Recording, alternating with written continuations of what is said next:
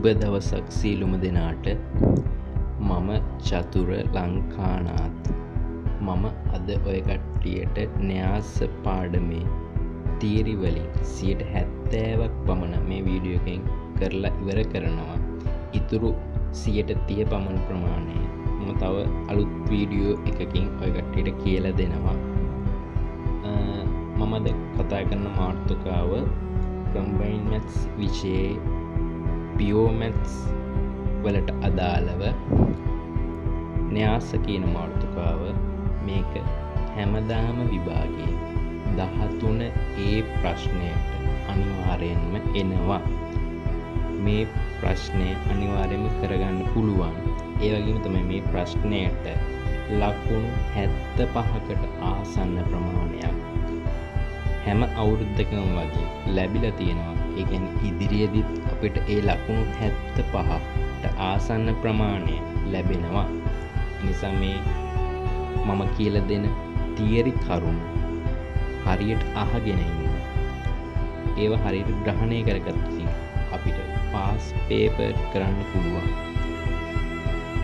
ඒ කියන්නේ අපිට pass papers කරන්න පුළුවන් කියන්නේ අපිට අනිවාර්යයෙන්ම 2021 ලෙවල් වලදී එන න්‍යාස ගන්න හදන්න පුළුවන්. අනෙක් කාරණය තමයි මම මේ පාඩම උගන්වන්නේ ෆස්ට් ෂය ළමයෙක්ට, සෙකන්ඩ් ෂය ළමයෙක්ට, තර්ඩ් ෂය ළමයෙක්ට සහ 2022 තීරි ළමයෙක්ට තේරුම් ගන්න පුළුවන් වෙන විදියට. ඒ නිසා රිවිෂන් ළමයින්ගේ මම ඉල්ලනවා ඔයාලට තියරි පුළුවන් නම් ඔයාලා මේ වීඩියෝ එක බලන එක ඔය කට්ටිය කැමති නම් කරන්න. නැත්නම් මම ඉදිරියේදී න්‍යාසවල පසුගිය විභාග ප්‍රශ්න පත්‍ර සාකච්ඡා කරන වීඩියෝ මාලාවක් ඉදිරිපත් කරනවා. ඔය කට්ටිය ඒ වීඩියෝ මාලාවට සම්බන්ධ වන්න. මම මුලින්ම න්‍යාස පාඩම කියන්නේ මොකක්ද කියන එක වෙනුවට න්‍යාසයක් කියන්නේ මොකක්ද කියන එක කියලා දෙන්න. මුලින්ම අපි න්‍යාසයක් කියන්නේ මොකක්ද කියන එක ඉගෙන ගමු. න්‍යාසයක් කියන එකට මෙන්න මේ විදිහේ අංකණයක් තිබ්බොතින් මේකට අපි කියනවා න්‍යාසයක් කියලා. මේකේ හැඩේ ඔයගොල්ලන්ට පේනවා ඇති. මේක සමචතුරස්‍රාකාරයි. මේක සමචතුරස්‍රයක් වගේ. ඊට පස්සේ මේ න්‍යාසය බැලුවෙන් පස්සේ මේක ඍජුකෝණාශ්‍රයක් වගේ. B න්‍යාසය ඍජුකෝණාශ්‍රයක් වගේ. A න්‍යාසය සමචතුරස්‍රයක් වගේ. එහෙනම් ප්‍රධානම දේ තමයි න්‍යාසවල තියෙන්නේ අපි දන්න හැඩ වලින් හැඩ දෙකයි. එකක් සමචතුරස්‍ර, එකක් ඍජුකෝණාශ්‍රාකාර. අපි අනිත් දන්න ත්‍රිකෝණ, ත්‍රිපීසියම් ඒ හැඩ වලට න්‍යාස නැහැ. මේ න්‍යාසයේ ඇතුලේ තියෙන්නේ ඉලක්කම් කුමක් හෝ අවයවයක්. මේ C න්‍යාසය අපිට ලියා දක්වන්න පුළුවන් මේ විදිහට. A B C D. D න්‍යාසය අපිට ලියා දක්වන්න පුළුවන් මේ විදිහට. P Q R X Y Z. ඊට පස්සේ මේකේ තියෙනවා තව දෙයක්. අපි න්‍යාසයක A කියලා න්‍යාසයක් තියෙනවා. ඒ න්‍යාසයේ මෙන්න මේ තියෙන දේවල්. මෙහෙම ඊරි ඇඳලා තියෙන්නේ මෙන්න මේවට කියනවා අපි පේලි කියලා. මේ තියෙන්නේ පේලි. මේකේ මේ පේලි තියෙන්නේ. ඊට පස්සේ මෙහෙම තියෙන ඒවට අපි කියනවා තීර. තීර කියලා. මේ මොනවද මෙහෙම තියෙන ඒවා පේලි. අපි දන්නවා පන්තියක තියෙන්නේ මෙහෙම ඩෙස් පේලි. අන්න එකකින් මතක තියාගන්න. මේ තියෙන්නේ පේලි. මේ තියෙන්නේ තීර. ඊළඟට අපිට ඉගෙන ගන්න තියෙනවා න්‍යාසයක ඝණය. මොකද මේ න්‍යාසයක ඝණය කියලා කියන්නේ? න්‍යාසයක ඝණය සමානයි පේලි ගණන ගුණ කිරීම තීර ගණන. න්‍යාසයක ඝණය සමානයි පේලි ගණන ගුණ කිරීම තීර ගණන. උදාහරණයක් ගත්තොත් B කියලා න්‍යාසයක් තියෙනවා. B න්‍යාසයේ ඝනය පේලි ගණන. පේලි කීයක් තියෙනවද? 1යි 2යි 3යි 4යි. පේලි 4යි. තීර 1යි 2යි. තීර 2යි. අපි මෙතන ලියනවා පේලි ගණන ගුණ කිරීම තීර ගණන. අපි සාමාන්‍යයෙන් මෙතන 4 වරක් 2 8යි කියලා දාන්නේ නැහැ. ඒක සම්මත අංකනයක් විදිහට අපි ලියනවනේ. පේලි ගණන ගුණ කිරීම තීර ගණන අපිට බලා ගන්න ලේසියි. මේක පේලි කීයක් තියෙනවද තීර කීයක් තියෙනවද කියලා. අපි මෙතන 8 දැම්මොත් අපිට පේලි ගණනවත් තීර ගණනවත් කියන්න බෑ. ඒ වගේම තමයි අපි න්‍යාසයේ ඝණය මෙන්න මෙතනින් ලියා දක්වනවා. මෙන්න මේ තියෙන තැන. කියන්නේ මේ න්‍යාසයේ ගත්තන් පස්සේ මේ න්‍යාසයේ ඝණය අපි ලියා දක්වනවා 4 ගුණ කිරීම 2. මේ පේලි ගණන මේ තීර ගණන. අපි මේක මතක තියාගන්න ලේසි ක්‍රමයක් විදිහට සාමාන්‍යයෙන් මතක තියාගන්නවා පෙති කියලා. මල් පෙති වල තියෙන පෙති කියන එක පෙති කියන වචනයෙන් අපි මේක මතක තියාගන්නවා. ඊට පස්සේ අපිට තියෙන්නේ න්‍යාස වර්ග.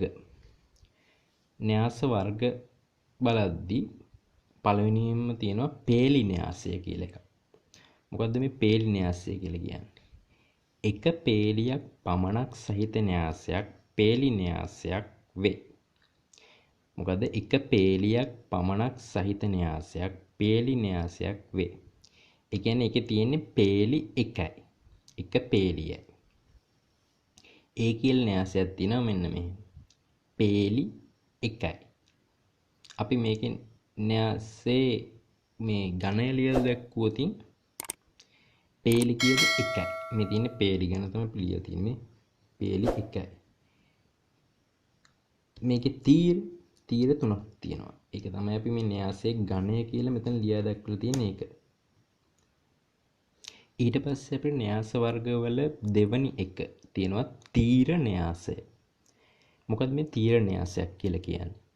එක තීරයක් පමණක් සහිත න්‍යාසයක් තීර න්‍යාසයක් වේ. ඒ කියන්නේ මේකේ තීර එකයි තියෙන්නේ. අපි උදාහරණයක් ගත්තොත් මේකේ තීර එකයි. ඒ කියලා න්‍යාසයක් තියෙනවා. ඒ කියන න්‍යාසයේ තීර එකයි තියෙන්නේ. පේලි කීයක් තියෙනවද? 1යි 2යි 3යි 4යි. පේලි 4යි තීර 1යි. මේ ලියලා දක්වලා තියෙන න්‍යාසයේ ඝණය. ඊළඟට අපේ න්‍යාස වර්ගීකරණයේ තුන්වෙනි එක ශුන්‍ය න්‍යාසය. මොකද්ද මේ ශුන්‍ය න්‍යාසය කියලා කියන්නේ? සියලුම අවයවය ශුන්‍ය. ඒ කියන්නේ බිඳුවක් වන න්‍යාසයක් ශුන්‍ය න්‍යාසයක් වේ. උදාහරණයක් මෙතන ලියලා දක්වලා තියෙනවා මම. මේකේ අවයව සේරම බිඳුවයි. මේකේ පේලි කීයක් තියෙනවද? පේලි 1යි 2යි. පේලි 2යි. තීර 1යි 2යි 3යි. තීර 3යි. මේ න්‍යාසයේ ඝණය තමයි අපි ලියා දක්වලා තියෙන්නේ. අපි මේ ඒකෙන් න්‍යාසය තමයි මේ ශුන්‍ය න්‍යාසයක් විදිහට ලියා දක්වලා තියෙන්නේ. ඒ කියන න්‍යාසය න්‍යාසය අපි සාමාන්‍ය ශුන්‍ය න්‍යාසයක් නම් කරන්නේ බිඳුවයි. මෙන්න මෙහෙම. බිඳුව කියන එක තමයි අපි සාමාන්‍යයෙන් යොදාගන්නේ මේක නම් කිරීමට. ඒ කියන්නේ ශුන්‍ය න්‍යාසයක් තියෙනවා නම් අපි ඒකෙන් ලියන අඩුයි. ලියන්නේ නැහැ නෙමෙයි. ලියන අඩුයි. අපි සාමාන්‍යයෙන් බිඳුව දාලා ලියනවා. ඊළඟට අපිට න්‍යාස වර්ගීකරණයට හතරවෙනි වර්ගීකරණයට එන්නේ පෙරළුම් න්‍යාසය. පෙරළුම් න්‍යාසය. මේක ගොඩක් වැදගත් එකක්. මේක නිසා මතක තියාගන්න හොඳට. මොකද්ද මේ පෙරළුම් න්‍යාසයක් කියලා කියන්නේ? යම් න්‍යාසයක එක් පේලිය ඊට අනුරූප තීරය සමග මාරු කළ විට ලැබෙන න්‍යාසය මුල් න්‍යාසයේ පෙරළුම් න්‍යාසය වේ. මේ අර්ථ දැක්වීම සාමාන්‍යයෙන් ගොඩක් දිනකට තේරෙන එකක් නැහැ. ඒක නිසා මම මේක මීට වඩා කෙටියෙන් කියලා දෙන්නම්. අපිට දීලා තියෙන න්‍යාසයක්. ඒ කියලා න්‍යාසයක් අපිට ලබා දීලා තියෙනවා. ඒ න්‍යාසයේ පෙරළුම. ඒ කියන්නේ A ගේ T සමාන. A ගේ T ලියන්නේ කොහොමද? මේ තියෙන පේලි. අපි කරන්නේ පළවෙනි පේලිය පළවෙනි තීරුව විදියට ලියනවා පෙරළුම ලියද්දි. දෙවෙනි පේලිය දෙවෙනි තීරුව විදියට ලියනවා. හරිනේ? පළවෙනි පේලුවේ 0.10 පළවෙනි තීරුව විදියට ලිව්වා. දෙවෙනි පේලිය දෙවෙනි තීරුව විදියට ලිව්වා 20.40. ඒක අනිත් පැත්තට හිතන්නත් පුළුවන්. පළවෙනි තීරුව පළවෙනි පේලිය විදියට ලියනවා කියලා. දෙවෙනි තීරුව දෙවෙනි පේලිය විදියට ලියනවා කියලා. ඔහොමම දිගට යනවා. ඒ කියන්නේ පළවෙනි පේලිය පළවෙනි තීරුව විදියට ලියනවා. දෙවෙනි පේලිය දෙවෙනි තීරුව විදියට ලියනවා. තුන්වෙනි පේලිය තුන්වෙනි තීරුව විදියට ලියනවා. ඔයකට පේනවා ඇති මේකේ න්‍යාසයේ ඝනය මොකද්ද? පේලි 2යි. තීර 2යි. මේ න්‍යාසයේ ඒකේ පෙරළුම් න්‍යාසයේ ඝනය මොකද්ද? පේලි 2යි. තීර 2යි.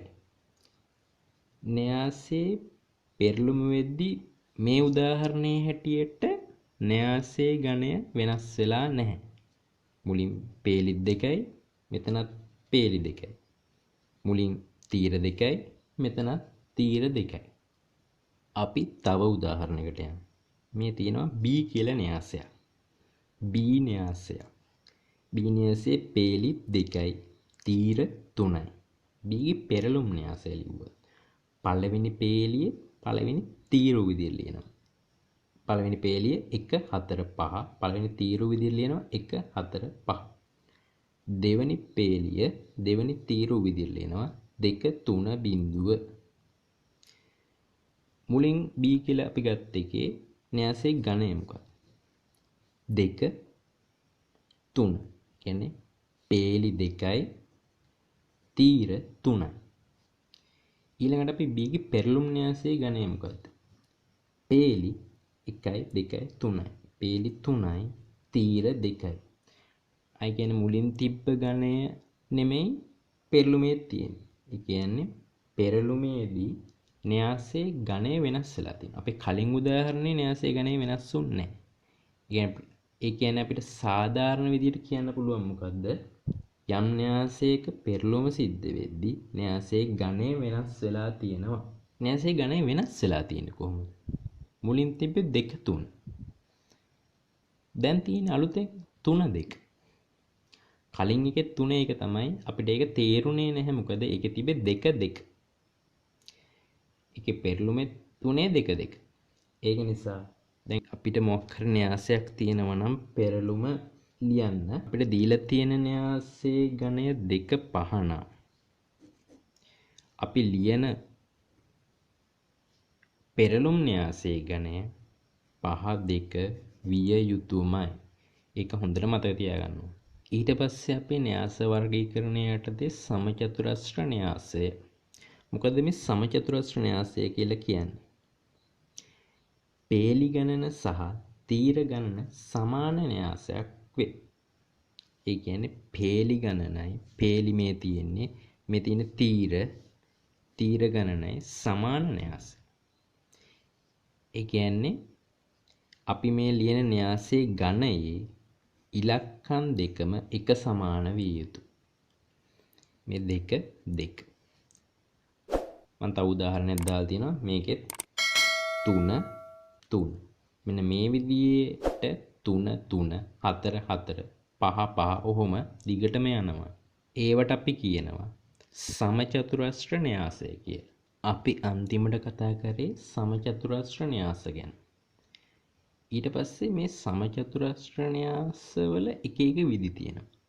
අපි විශේෂ සමචතුරස්‍ර න්‍යාස ගැන අපි කතා කරනවා ඉදිරියට.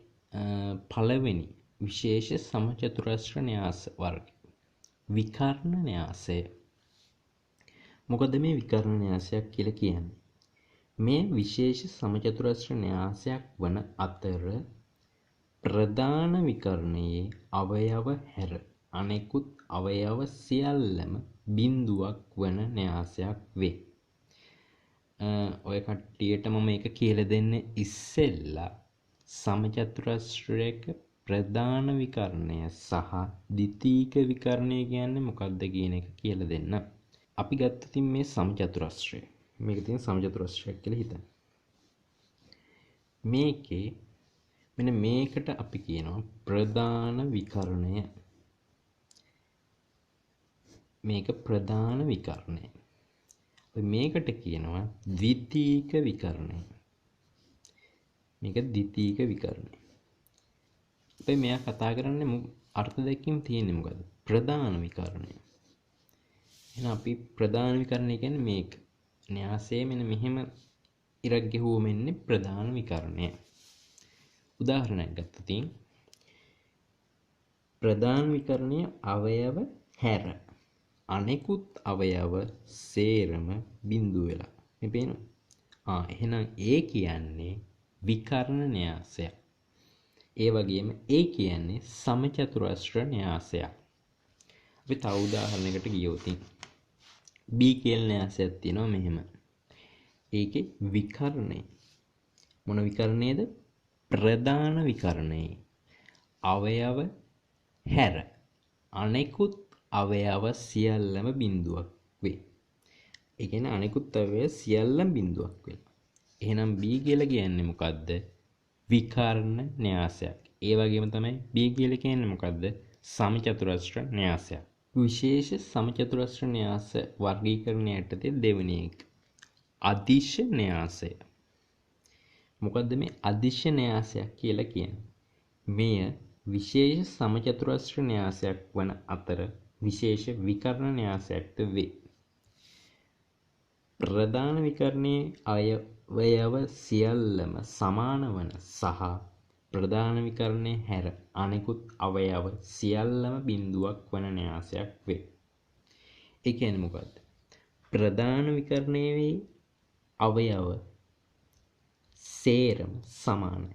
ප්‍රධාන විකරණයේ අවයව සේරම සමානයි. අනෙකුත් අවයව සියල්ලම බිඳුව. අනෙකුත් අවයව සියල්ලම බිඳුව. මේ ඒ කියන්නේ එතකොට අදිශ න්‍යාසයක්.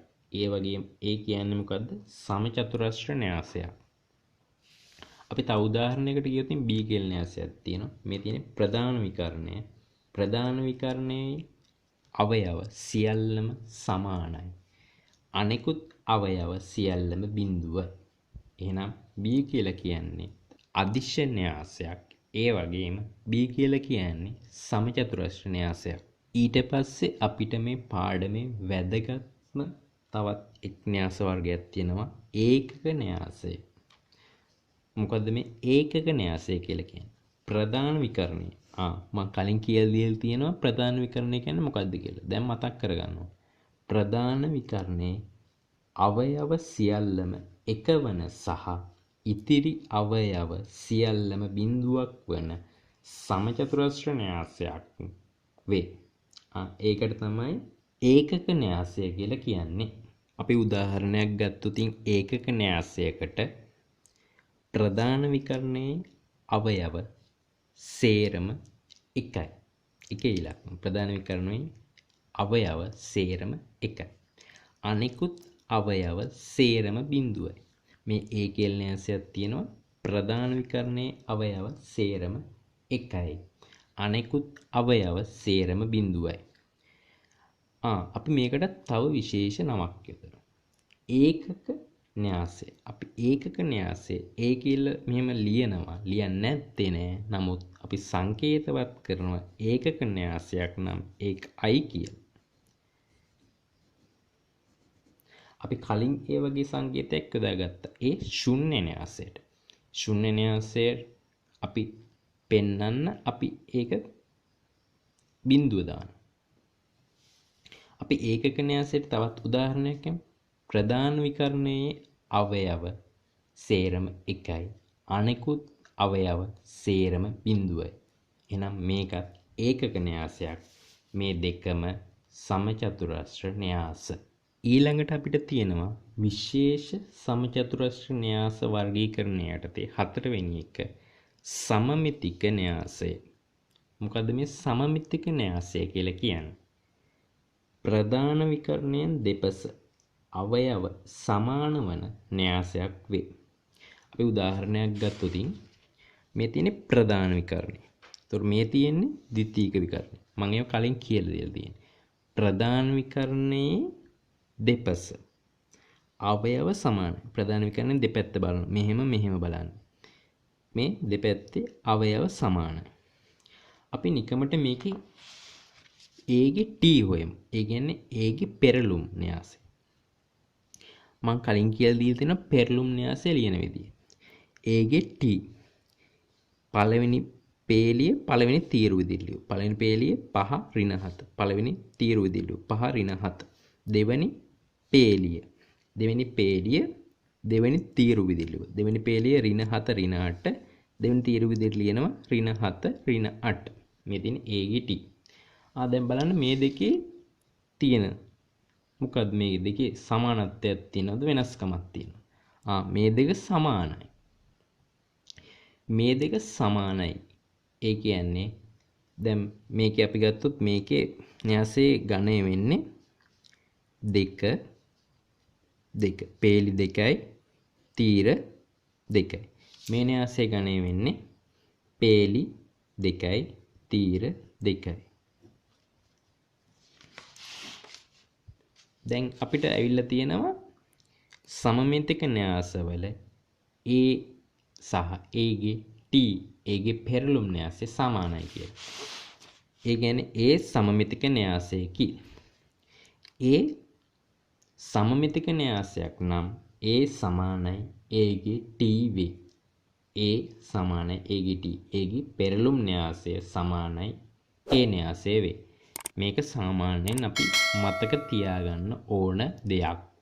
ඒකයි වෙලේ හිතලා ගන්නත් පුළුවන් උදාහරණයක් ඇසුරින්. නමුත් මේක මතක තියාගන්න ඕන නම් ගණන් හදද්දී අපිට ගණන් හදන වේගය වැඩි කරගන්න ලොකු පිටුවහලක් වෙනවා. අපි සමමිතික න්‍යාසයකට තව උදාහරණයක් ගමු.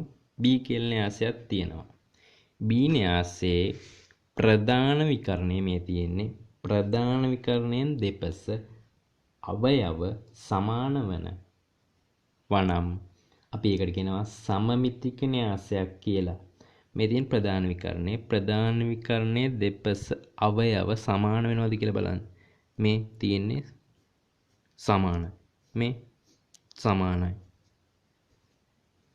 මේ ප්‍රධාන විකරණයේ දෙපස සමානයි. 2 2 ඍණ 5 3 මේකේ පේලි 3යි තීර 3යි. ඒ වගේම තමයි මේක සමමිතික න්‍යාසයක් නම් මේ B කියන න්‍යාසය සහ B ගේ පෙරළුම් න්‍යාසය සමාන වෙනවා. මේක මේ විදිහට වෙනවමයි. මේක ඔයගොල්ලන්ට සැක නම් මේක කොලයක හදලා බලන්න වීඩියෝ එක නවත්තලා අනිවාර්යයෙන්ම වෙනවා. ඒ වගේම කියන්න ඕන මේ ඉංග්‍රීසි මීඩියම් ළමයින්ට මේවයි වචන මම ලියලා තියෙනවා. ඒ කට්ටියව බලා ගන්න. ඊළඟට අපිට තියෙන්නේ විශේෂ සමචතුරස්‍ර න්‍යාස යටතේ පස්වෙනි එක කුටික සමමිතික න්‍යාසය. මොකද මේ කුටික සමමිතික න්‍යාසය කියලා කියන්නේ? ප්‍රධාන විකරණයේ අවයව සියල්ලම බිඳුවක් වන සහ ප්‍රධාන විකරණයෙන් දෙපස අවයව සැලකූ විට ඒවා ඍණ ප්‍රමාණයකින් වෙනස් වේ නම් එවැනි න්‍යාසයක් කුටික සමමිතික න්‍යාසයක් වේ. ප්‍රධාන විකරණයේ අවයව සියල්ලම බිඳුවක් වන සහ ප්‍රධාන විකරණයෙන් දෙපස අවයව සැලකූ විට ඒවා ඍණ ප්‍රමාණයකින් වෙනස් වේ නම් එවැනි න්‍යාසයක් කුටික සමමිතික න්‍යාසයක් වේ. මේක ප්‍රධාන දේ මොකද? ප්‍රධාන විකරණයේ අවයව සියල්ලම බිඳුවයි. අපි උදාහරණයකට ගිහින් බලමු. ප්‍රධාන විකරණය තමයි මේ තියෙන්නේ. ප්‍රධාන විකරණයේ අවයව සියල්ලම බිඳුවයි. මේ තියෙන බිඳුව. ඊට පස්සේ කියනවා ප්‍රධාන විකරණයෙන් දෙපස අවයව සැලකූ විට ඒවා ඍණ ප්‍රමාණයකින් වෙනස් වෙනවා. ඒ කියන්නේ මොකද? මේ පැත්ත ඍණ 5. මේක ඍණෙන් ගුණ කරෝතින් ධන 5. මේ පැත්ත ධන 7. මේක ඍණෙන් ගුණ කරෝතින් ඍණ 7. මේ පැත්ත ධන 8යි. මේක ඍණෙන් ගුණ කරවොත් ඍණ 8යි. ඒ වගේම තමයි මේ පැත්තෙන් බැලුවොත්. මේක 5යි. මේක ඍණෙන් ගුණ කරවොත් මේක ඍණ 5යි. මේක ඍණ 7යි. මේක ඍණෙන් ගුණ කරවොත් මේක ධන 7යි. ඒ වගේම තමයි මේකත්. මේක ඍණ 8යි. මේක ඍණෙන් ගුණ කරවොත් ධන 8යි. මේ විදියට ලියලා තියෙනවා නම් අපි ඒකට කියනවා කුට්ටික සමමිතික න්‍යාසය. ඒ වගේම තමයි අපි දැන් විශේෂ සමචතුරස්‍ර න්‍යාසය යටතේ මාතෘකා 5ක් කතා කරා. ඒ මාතෘකා 5 ඇතුලේ තිබ්බ සෑම න්‍යාසයක්ම සමචතුරස්‍ර න්‍යාසයක්ද වෙනවා. අපි බලමු මේ න්‍යාසයේ ගණය මොකක්ද? පේලි 3යි. පේලි 3යි. තීර 3යි. ඔයගොල්ලන්ට පේනවා ඇති මේ A කියලා න්‍යාසය තියෙනවා. ඒ න්‍යාසයේ පෙරළුම මම ලියලා තියෙනවා. A ගේ T. දැන් මතක දන්න ඒකේ පෙරළුම ලියන විදිය. මතක නැත්තම් වීඩියෝ එක ආපස්සට ගිහිල්ලා බලලා මතක් කරගෙන එන්න. පළවෙනි පේලිය ලියනවා පළවෙනි තීරු විදියට. පළවෙනි පේලිය ලියනවා පළවෙනි තීරු විදියට. බිංදුව 5 ඍණ 7. බිංදුව 5 ඍණ 7. දෙවෙනි පේලිය ලියනවා දෙවෙනි තීරුව විදියට ඍණ 5 බිංදුව ඍණ 8. ඔයගොල්ලන්ට පේනවා ඇති ඒ න්‍යාසය තියෙනවා. මම මෙතන ඒගේ පෙරළුම් න්‍යාසය ලියලා තියෙනවා. මම ඔයගොල්ලන්ට කලින් කියලා දීලා තියෙනවා පෙරළුම් න්‍යාසයක් ලියන විදිය. ඒක ඔයගොල්ලන්ට මතක නැත්තම් ආපසු මේ වීඩියෝ එක පස්සට ගිහිල්ලා ඒ අදාළ කොටස බලලා එන්න. මම ඔය කට්ටියට කියලා දුන්නා ඒක ලියන කෙටි ක්‍රමයක්. පළවෙනි පේලිය පළවෙනි තීරුව විදියට ලියනවා. බිංදුව 5 ඍණ 7. බිංදුව 5 ඍණ 7. දෙවෙනි පේලිය දෙවෙනි තීරුව විදියට ලියනවා. ඍණ 5 බිංදුව ඍණ 8. ඍණ 5 බිංදුව ඍණ 8. තුන්වෙනි පේලිය තුන්වෙනි තීරුව විදියට ලියනවා. 7 8 බිංදුව 7 8 බිංදුව. අපි මෙතන A ගේ T ලියලා තියෙනවා දැන්. දැන් ඔය කට්ටියට මේ A ගේ T ගේ සම්බන්ධයක් පේනවද? සමාන හෝ අසමාන? අපි බලමු මේ A ගේ T සමානයි කියලා මේ තියෙන න්‍යාසය ඍණෙන් ගුණ කරනවා. අපි සමාන ලකුණක තියෙන ඒවා ඍණෙන් ගුණ කරනවා නම් ඒ සමාන ලකුණ දෙපැත්තටම ඍණෙන් ගුණ කරන්න ඕන. අපි මේ පැත්තට ඍණ දානවා. අපි මේ පැත්තට ඍණ දානවා. එතකොට වෙන්නේ මොකද්ද? එතකොට වෙන දේ මම මෙතන ලියලා තියෙනවා. A T A ගේ පෙරළුම ඉස්සරහට ඍණක් එනවා. මේ හැම එකම ඍණෙන් ගුණ වෙනවා. හැම එකම ඍණෙන් ගුණ වෙනවා. මේ ඍණෙන් හැම පදයක්ම ඇතුලේ තියෙන හැම පදයක්ම ඍණෙන් ගුණ කරනවා.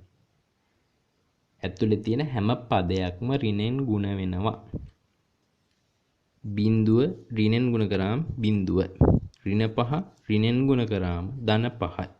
7 ඍණෙන් ගුණ කරාම ඍණ 7යි. 5 ඍණෙන් ගුණ කරාම ඍණ 5යි. බිංදුව ඍණෙන් ගුණ කරාම බිංදුවයි. 8 ඍණෙන් ගුණ කරාම ඍණ 8යි. ඍණ 7 ඍණෙන් ගුණ කරාම ධන 7යි. ඍණ 8 ඍණෙන් ගුණ කරාම ධන 8යි. බිංදුව ඍණෙන් ගුණ කරාම බිංදුවයි. එතකොට අපිට ඇවිල්ලා තියෙනවා මෙන්න මේක. ඍණ A ගේ T සමානයි මෙන්න මේ න්‍යාසය. එතකොට ඔය කට්ටියට පේනවා ඇති සම්බන්ධයක්. A සමානයි ඍණ A ගේ T වේ. A කුටික සමමිතික න්‍යාසයක් නම් A කුටික සමමිතික න්‍යාසයක් නම් මම දැන් කලින් කියලා දුන්නා කුටික සමමිතික න්‍යාසයක් කියන්නේ මොකක්ද කියලා. A සමානයි ඍණ ලකුණ තියෙන්නේ. ඍණ වාරයක් A ගේ T A ගේ පෙරළුම් න්‍යාසය වේ.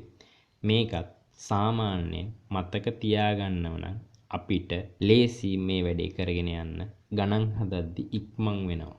ඊළඟට අපිට විශේෂ සමචතුරස්‍ර න්‍යාස වර්ගීකරණය යටතේ 6 වෙනි මාතෘකාව විදියට තියෙනවා උඩත් ත්‍රිකෝණික න්‍යාසය. උඩත් ත්‍රිකෝණික න්‍යාසය. මොකද මේ උඩත් ත්‍රිකෝණික න්‍යාසය කියලා කියන්නේ? ප්‍රධාන විකරණයෙන් පහළ අවයව සියල්ලම බිඳුවක් වන න්‍යාසයක් වේ. එන් ප්‍රධාන විකරණය කියන්නේ මෙන්න මේකට. ප්‍රධාන විකරණයෙන් පහළ අවයව සියල්ලම බිඳුව. මේ තියෙන ප්‍රධාන විකරණයෙන් පහළ අවයව සේරම බිඳුවයි. ප්‍රධාන විකරණයෙන් උඩ අවයව සේරම බිඳුවක් වෙලාද නැහැ. ප්‍රධාන විකරණයෙන් පහළ අවයව විතරයි බිඳුව. පහළ අවයව සේරම බිඳුව වෙන්න ඕන. පහළ අවයව එකක් බිඳුව වෙලා හරියන්නේ නැහැ. අපි උඩ ත්‍රිකෝණික න්‍යාසයට තවත් උදාහරණයක් බලමු. මේ B කියලා න්‍යාසයක් තියෙනවා. ප්‍රධාන විකරණය තමයි මේ තියෙන. ප්‍රධාන විකරණයෙන් පහළ අවයව සියල්ලම බිඳුවයි. ප්‍රධාන විකරණයේ ඉහළ අවයව සියල්ලම බිඳුව නැහැ. අවයව දෙකක් බිඳුවයි. අවයව එකකට අගයක් තියෙනවා. එක කියලා අගයක් තියෙනවා. හදිස්සියවත් දැන් මේ එක කියන එක බිඳුව වුණොතින් එක කියන එක බිඳුව වුණොතින් ඒක උඩ ත්‍රිකෝණික න්‍යාසයක් වෙනවද? නැහැ. උඩ තියෙන එක බිඳුව වුණොතින් ඒක විකර්ණ න්‍යාසයක් වෙනවා. ඒ කියන්නේ ප්‍රධාන විකරණයේ අවයව හැර අනෙකුත් සියලුම අවයව බිඳුවක් වුණොතින් ඒක විකර්ණ න්‍යාසයක් වෙනවා. අනිවාර්යයෙන්ම උඩ ත්‍රිකෝණික න්‍යාසයක් නම් ප්‍රධාන විකරණයෙන් පහළ අවයව සියල්ලම බිඳුවක් විය යුතු අතර ප්‍රධාන විකරණයෙන් ඉහළ අවයව වලින් අඩුම එකක් හෝ ඒ කියන්නේ එකකට හෝ යම් අගයක් තිබිය යුතුය. ඒක හොඳට මතක තියාගන්න. ගොඩක් ළමයි මේක පටලව ගන්නවා. මොකද විකර්ණ න්‍යාසයයි උඩ ත්‍රිකෝණික න්‍යාසයයි සාමාන්‍යයෙන් පැටලෙනවා. විශේෂ සමචතුරස්‍ර න්‍යාස වර්ගීකරණයේ යටතේ 7 වෙනි මාතෘකාව විදියට අපි යටත් ත්‍රිකෝණික න්‍යාසය ගැන ඉගෙන ගන්නවා. මේක තමයි විශේෂ සමචතුරස්‍ර න්‍යාසවල අන්තිම කොටස. මොකද මේ යටත් ත්‍රිකෝණික න්‍යාසය කියලා කියන්නේ ප්‍රධාන විකරණයෙන්. ප්‍රධාන විකරණය කියන්නේ මොකද්ද කියලා මම කලින් කියලා දුන්නා. ප්‍රධාන විකරණයෙන් ඉහළ අවයව සියල්ලම බිඳුවක් වන න්‍යාසයක් වේ. ප්‍රධාන විකරණයෙන් ඉහළ අවයව සියල්ලම බිඳුවක් වන න්‍යාසයක් වේ. අපි A කියලා න්‍යාසයක් දීලා තියෙනවා. මේ තියෙන්නේ ප්‍රධාන විකරණය. මේ තියෙන්නේ ප්‍රධාන විකරණය. ප්‍රධාන විකරණයෙන් ඉහළ අවයව සියල්ලම බිඳුවක් වන. ප්‍රධාන විකරණයෙන් ඉහළ. මේ තියෙන්නේ ප්‍රධාන විකරණයෙන් ඉහළ අවයව සියල්ලම බිඳුවයි. හරි. එහෙමනම් මේක යටත් ත්‍රිකෝණික න්‍යාසයක් වෙනවා. ඒකෙන් අදහස් වෙනවද ප්‍රධාන විකරණයෙන් යට අවයව වල බිඳුව තියෙන්න බෑ කියලා? නැහැ. ප්‍රධාන විකරණයෙන් පහළ අවයව වල බිඳුව තියෙන්න පුළුවන්. හැබැයි ප්‍රධාන විකරණයෙන් පහළ සියලුම අවයව බිඳුවක් වෙන්න බෑ. ප්‍රධාන විකරණයෙන් පහළ අවයව සියල්ල බිඳුවක් වෙලා ප්‍රධාන විකරණයෙන් ඉහළ අවයව සියල්ලම බිඳුවක් වුණොත් ඒකට කියන වෙනම නමක් තියෙනවා. ඒ කියන්නේ ඒක වෙනම න්‍යාස වර්ගයක්. සමචතුරස්‍ර න්‍යාස වල වර්ගීකරණයටදී අපි ඉගෙන ගන්න විකර්ණ න්‍යාසය තමයි ඒකෙන් එහෙම වුණොත් වෙන්නේ. මේකේ කියන්නේ ප්‍රධාන විකරණයෙන් ඉහළ අවයව සියල්ලම බිඳුවක් වන න්‍යාසයක්. ප්‍රධාන විකරණයෙන් පහළ අවයව සියල්ලම බිඳුව වෙන්න බෑ. ප්‍රධාන විකරණයෙන් පහළ ඒ කියන්නේ වෙන්න ඕන මොකද්ද? ඒ කියන්නේ මේකේ වෙන්න ඕන ප්‍රධාන විකරණයෙන් පහළ අවයව එකක් හෝ බිඳුව නොවිය යුතුය. ප්‍රධාන විකරණයෙන් ඉහළ අවයව සියල්ලම බිඳුව විය යුතුය. ප්‍රධාන විකරණයෙන් පහළ අවයව එකක් හෝ බිඳුව නොවිය යුතුය. අපි B කියලා උදාහරණයට යමු. මේ තියෙන ප්‍රධාන විකරණය. ප්‍රධාන විකරණයෙන් ඉහළ අවයව සියල්ලම බිඳුවයි. මේ තියෙන ප්‍රධාන විකරණයෙන් පහළ අවයව සියල්ලම බිඳුවයි. මෙතන මට වැරදිලා තියෙනවා. ප්‍රධාන විකරණයෙන් දැන් මේ තියෙන්නේ මොකද්ද? ප්‍රධාන විකරණයෙන් ඉහළ අවයව සියල්ලම බිඳුවයි. ප්‍රධාන විකරණයෙන් පහළ අවයව සියල්ලම බිඳුවයි. ඒ කියන්නේ මේක යටත් ත්‍රිකෝණික න්‍යාසයක් නෙමෙයි. මේක විකර්ණ න්‍යාසයක්. මෙතන අපි දාමු මේක මකලා මෙතන පහේ ඉලක්කම දාමු. ප්‍රධාන විකරණයෙන් ඉහළ අවයව සියල්ලම බිඳුවක් වන න්‍යාසයක්ද මේක? ඔව්. ප්‍රධාන විකරණයෙන් ඉහළ අවයව සියල්ලම බිඳුවයි. ඒ වගේමයි ප්‍රධාන විකරණයෙන් පහළ අවයව එකක් හෝ බිඳුව නොවිය යුතුය. ඒක වෙලා තියෙනවනේ. එහෙනම් මේක යට ත්‍රිකෝණික න්‍යාසයක්. ප්‍රධාන විකරණයෙන් පහළ අවයව සියල්ල බිඳුවක් වෙලා ප්‍රධාන විකරණයෙන් ඉහළ අවයව සියල්ල බිඳුවක් වුණොත් ඒක යට ත්‍රිකෝණික න්‍යාසයක් නෙමෙයි. ඒක සමචතුරස්‍ර න්‍යාස යටතේ තියෙන විකර්ණ න්‍යාසයක්. මම අද න්‍යාස පාඩමේ තියරි වලින් 70%ක් පමණ කතා කරලා ඉවරයි. මම ඉතුරු තියරි කොටස් ටික තව අලුත් වීඩියෝ එකකින් ඔයගොල්ලන්ට දාන්නම්. මොකද මේ වීඩියෝ එක දිග වැඩි වෙනවා. එතකොට ඔය කට්ටියට බලන්න ගියාමත් එපා වෙනවා. ඒක නිසා මම ඊළඟ වීඩියෝ එකේදී ඉතුරු න්‍යාස තියරි කොටස් ටික දාන්නම්. ඒ වගේම තමයි අපේ වීඩියෝ එක යාළුවන්ට බලන්න ඔයාලා ෂෙයා කරන්න, ලයික් කරන්න. ඒ වගේමයි අපේ channel එක subscribe කරලා bell icon එක click කරලා තියාගන්න. එතකොට අපි අලුතෙන් වීඩියෝ එකක් දාපු ගමන්ම ඔය කට්ටියට notifications වල බලා ගන්න පුළුවන් මම වීඩියෝ එකක් දාලා තියෙනවා කියලා. හරි. සියලු දෙනාටම ජය වේවා.